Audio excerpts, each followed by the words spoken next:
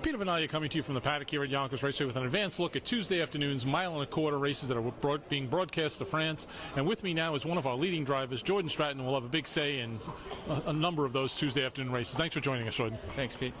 Now, this is one, every week we talk about MADMAN Hall. You're driving this one from the 3-hole in race 7 for trainer Ray Schnitker. 3 firsts and 3 seconds and 6 Yonkers tries, not a bad record. And after losing his first time here, you said he wasn't sure about him on the front end when he was on the front end. Then he came back and said he's now won twice on the front end. Do you think he's getting more comfortable there, or is he just getting better? I myself had to ask Ray what was going on. It seems like he's getting better and better every week, and he said he actually started riding them. He does that with some of his horses, rides them around the farm, and this horse really took to it. Yeah, now, last week you had Tropical Storm, who's got the 2-hole on Tuesday afternoon. He really came up and challenged him hard. It kind of looked like he was going to give you a real tussle, but then you just kind of drew away, and it looked like you were fairly comfortable in the lane.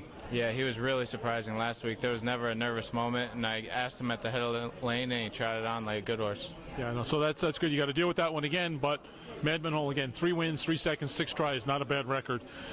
In race 9, you're driving from the 8-hole Master Class. Pair of really nice board finishes and 2 recent hilltop tries, both off the pace, one of which came at the mile-and-a-quarter distance. How was he in those 2 starts? He's okay. He's got a little ability, but he's still got to put things together. He gets a little steppy, turning for home, so I got to watch him a little bit, but he can do in this class. Yeah, no, of course he's got the 8-hole in a large field, 9-horse field, but the distance sure doesn't look to be a problem for this one. No, he handles it pretty good. All right, and in race 10 from the 4-hole, you're driving without Miaz. You drove him last week. That was a real tough spot last week. What was your impression of him? Like you said, it was a tough spot, but it was a learning experience, and he got around here okay, and you know, he wasn't terrible last week. Oh, that's a good standard. He wasn't terrible, so put that into your handicapping.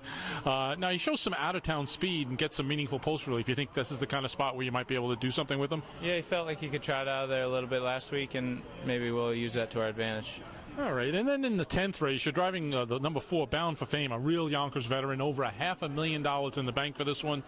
Only 4 starts on the year, so obviously there's been some issues, and it's been a long time since you drove him, but when you last drove him, he was competing against much better, including at the open level in the past.